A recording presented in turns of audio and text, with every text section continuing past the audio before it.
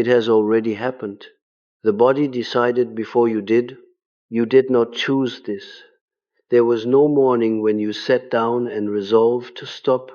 There was only a Tuesday, ordinary in every other way, when his hand reached for yours across the table and your fingers did not return the gesture, not refusal, something quieter than refusal. The hand simply did not know him anymore. You recognized this. The skin had been keeping a record you were not allowed to read. For years, perhaps longer, it had absorbed every embrace that asked for something, every kiss that was payment, every closeness that required you to leave yourself to make it possible. The body kept the ledger, the mind was busy elsewhere, performing the warmth you had been told was love. And then one day the ledger closed, not with rage, not with revelation, with a small, almost domestic refusal. The way a door, swollen by years of weather, finally will not meet its frame. You stood there holding the handle, nothing dramatic, only the quiet recognition that the door had been warning you for a long time, and you had been forcing it shut anyway. This is what I want to speak about. Not the rupture you imagine when you imagine leaving. The rupture has already happened. Beneath the level where decisions are made, what you are living through now is the rearrangement that follows. Your hand will not perform tenderness, it does not feel. Your mouth will not shape the words that used to come automatically. The voice that once said times, of course, I understand, it's all right times now waits a beat too long before answering. And in that beat, something he used to depend on is no longer there. He feels it. He cannot name it. He will try, in the days and weeks that come, to recover it through complaint, through tenderness, through anger, through the small punishing silences that used to bring you running. None of it will reach the part of you that used to answer. That part is no longer at the door. In my work with women who arrived at this threshold, and they did arrive year after year, often decades into a marriage they had thought was the great fact of their lives, I observed that the body always knew first. The body knew while the woman was still writing anniversary cards. The body knew while she was still defending him to her sister.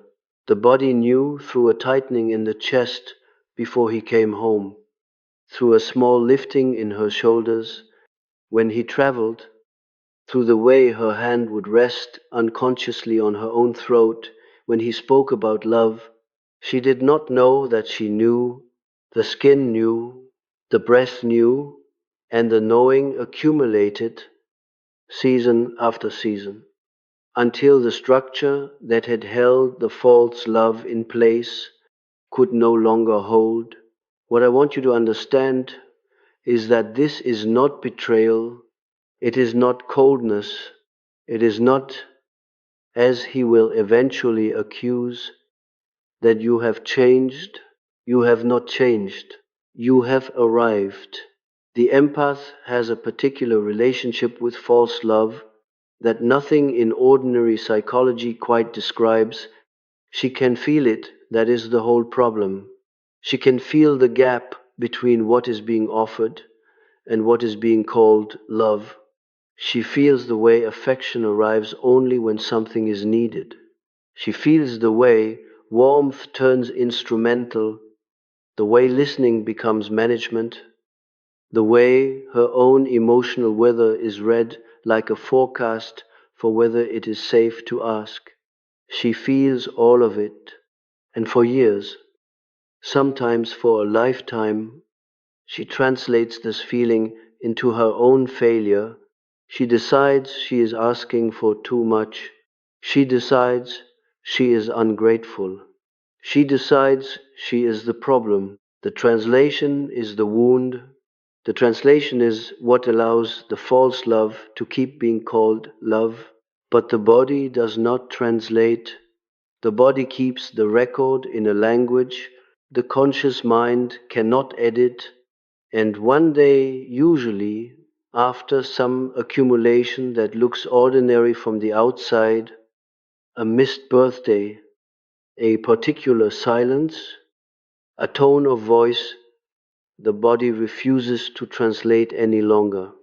The hand does not return the gesture, the skin does not open, the breath does not soften when he enters the room. This is what is happening to you now. I have called this the threshold of psychic sovereignty. Though the name matters less than what it points to, it is the moment when the unconscious has finished its long, slow work of distinguishing what is yours from what was placed in you. The placing was done early. The placing was done by people who needed you to be a certain kind of vessel for their unmet needs. You absorbed their definitions of love, their definitions of your value, their definitions of what a good woman gives. You absorbed these so completely that for most of your life you could not tell where their voices ended and yours began. The body could tell, and now, because the body has refused, the rest of the psyche is reorganizing around what the body knows. This reorganization is not something you are doing, it is something that is doing you. You will notice it in small registers. First, the way your breath returns to you in rooms where it used to be borrowed, the way your appetite knows what it wants again, after years of eating what was easy to serve, the way your hand reaches for things, a book, a window, your own face with a directness that has been missing. You will also notice, and this will be harder, the way certain people are beginning to feel different in your presence. He will feel it first, because he has been the closest beneficiary of what your body used to perform. But others will feel it too.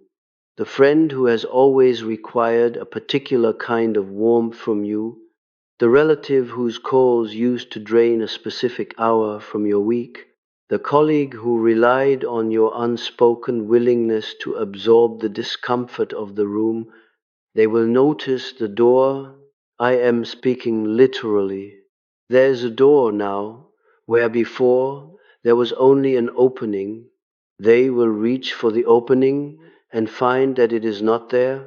Some will retreat. Some will become tender in a way they have not been in years. Some will become cruel. The cruelty is information. It is what was always underneath the warmth, now visible because the warmth no longer serves them. You will be tempted, in the early weeks of this rearrangement, to mistake their reactions for evidence that you have done something wrong. You have not done anything. The doing is over. What you are living now is the consequence of what your body decided when you were not looking. There is a particular grief that comes with this threshold, and it is not the grief he will accuse you of withholding from him. It is older than him. It is the grief of recognizing how long you performed a tenderness you did not feel, and how much of your life was given to making other people comfortable in their inability to love you accurately. That grief will move through you in waves over the coming months. It is not depression. It is not regression. It is the body finishing what the body began. And underneath the grief, something else is forming, something I want you to feel for, because it is easy to miss in the noise of everything that is collapsing around you. Your spine has returned to itself. You will feel it first when you are alone, standing at the kitchen window in the late afternoon, Perhaps with the light coming through the way it does only in this season, you will notice that you are not bracing the small constant tension that lived in your shoulder blades, the one you had stopped noticing because it had been there since you were a child, is no longer there. The spine has lengthened not because you are doing anything, because nothing is pulling on it from the inside. This is what was meant when the old texts spoke of being inhabited by oneself. Most women who come to a threshold like this have never been inhabited, they have been occupied. The occupation was so total, so early, so woven into what they were told love required, that the absence of occupation feels at first like loss. You may mistake the spaciousness for emptiness. You may, in the first weeks, try to fill it with apology, with explanation, with the old reaching toward him that used to close the distance. The reaching will not work, not because you are broken, because the part of you that used to do the reaching has gone home. He will sense this before he can name it, and his attempts to name it will reveal him. Listen carefully in this period. Not for the words will be the old words, recycled with new urgency. Listen for what is underneath the words. He will accuse you of being distant. What he means is that you are no longer absorbing his discomfort. He will accuse you of being cold. What he means is that you are no longer warming the room he refuses to enter himself. He will accuse you of having changed. What he means is that the woman who agreed to mistranslate his neglect as love is no longer in the house. She is not coming back. I once treated a woman who came to me in her 52nd year with a dream she could not stop returning to. In the dream, she was standing in the hallway of the house she had lived in with her husband for 30 years. The hallway was the same in every detail: the small table by the door, the photographs on the wall, the runner she had chosen herself 2 decades earlier. But in the dream, every door along the hallway was closed, and she understood without being told that she had closed them, not in anger, in the ordinary motion of a woman who was tired and was preparing to sleep. At the end of the hallway was one door she had not yet reached, and behind that door she could hear her husband calling her name in the voice he had used in the early years, the voice that had stopped being available to her decades ago. In the dream, she stood very still and listened to him calling, and she did not move toward the door, and she did not move away from it. She simply stood in the hallway and let the calling continue. And she felt, for the first time in her adult life, that her feet were entirely on the floor. She woke from this dream, weeping, but not from sorrow. She told me she had not understood until that morning that she had been standing on her toes for 30 years. The dream was not a metaphor. The dream was the psyche showing her what had already happened.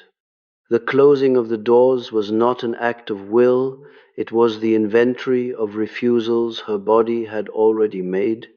The voice behind the last door was not her husband as he was, it was the version of him she had needed him to be.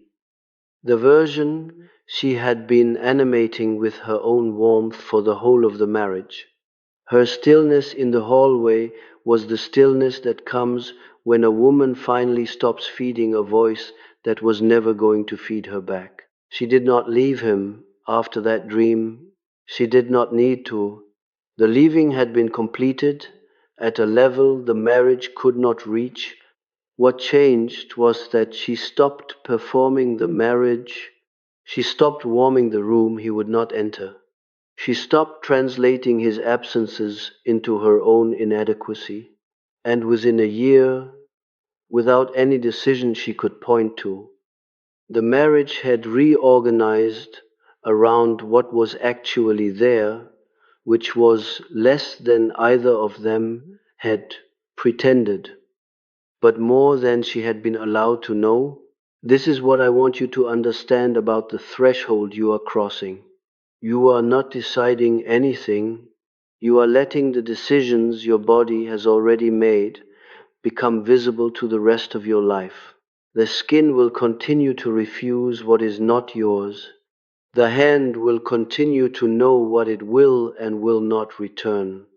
The voice will continue to wait the beat too long before it answers, and in that beat, more and more of what has been miscalled love will reveal itself as something else, sometimes need, sometimes habit, sometimes a quieter form of harm.